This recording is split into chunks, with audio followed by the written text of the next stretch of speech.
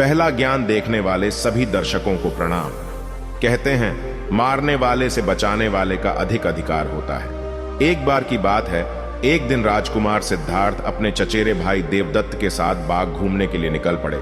सिद्धार्थ का स्वभाव कोमल हृदय का था, लेकिन देवदत्त झगड़ालू और कठोर स्वभाव का था।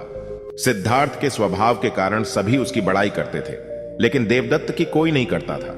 इसी वजह से मन ही मन देवदत्त सिद्धार्थ से जलता था। बाग में दोनों घूम ही रहे थे, तभी अचानक उन्हें एक हंस दिखाई दिया जो उड़ रहा था। हंस को उड़ता हुआ देखकर सिद्धार्थ बहुत खुश हुए ही थे। तभी अचानक से देवदत्त ने अपने कमान पर तीर चढ़ाया और हंस की तरफ छोड़ दिया। तीर सीधा जाकर हंस को लगा, जिससे वह छटपटाकर नीचे गिर गया और घायल हो गया। सिद्धार्थ ने दौड़ते हुए हंस को उठाया और उसके शरीर से बहते हुए खून को साफ किया, फिर उसे पानी पिलाया। इतने में देवदत्त वहां पर आ जाता है और गुस्से से सिद्धार्थ की तरफ देखते हुए बोलता है, सुनो सिद्धार्थ, इसे मैंने तीर मारकर नीचे गिराया है। यह हंस मेरा है, इसे चुपचाप मुझे दे दो। सिद्धार्थ ने हंस की पीठ को सहलाते हुए कहा, नहीं, मैं इस हंस को तुम्हें नहीं दे सकता। तुम निर्दयी हो। इस बेचारे निर्दोष हंस पर तुमने तीर चलाया है। अगर मैं इसे आकर ना बचाता तो इस बेचारे की तो जान चली जाती। सिद्धार्थ की बातें सुनकर देवदत्त को और भी ज्यादा गुस्सा आने लगा। घूरते हुए उसने सिद्धार्थ से कहा, देखो सिद्धार्थ, यह हंस मेरा है, मैंने इसे नीचे गिराया है, इसे मुझे दे, और अगर नहीं दोगे तो मैं राज दरबार में जाकर तुम्हारी शिकायत करूंगा।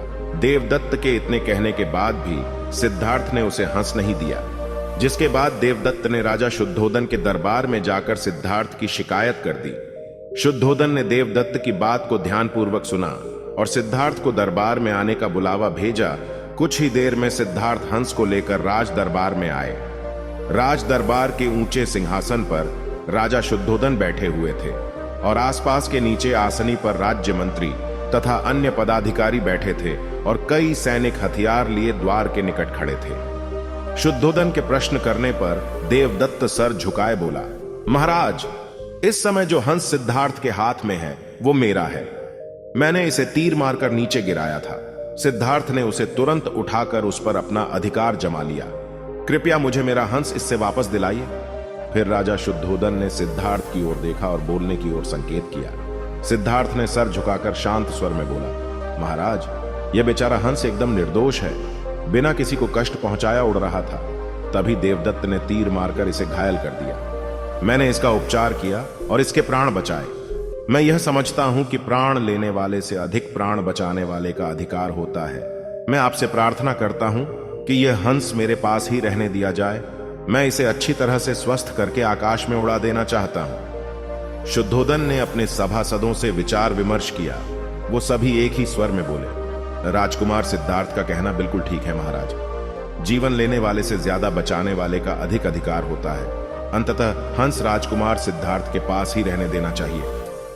राजा शुद्धोदन ने सभासदों की बात मान ली और फिर उन्होंने सिद्धांत को अपने साथ हंस ले जाने की अनुमति दे दी। मित्रों, उम्मीद है आप सभी को यह कहानी से बहुत कुछ सीख मिला होगा। चैनल पर नए हैं तो सब्सक्राइब कर लीजिए और वीडियो को लाइक और शेयर कर दीजिए। नमो बुद्धाय।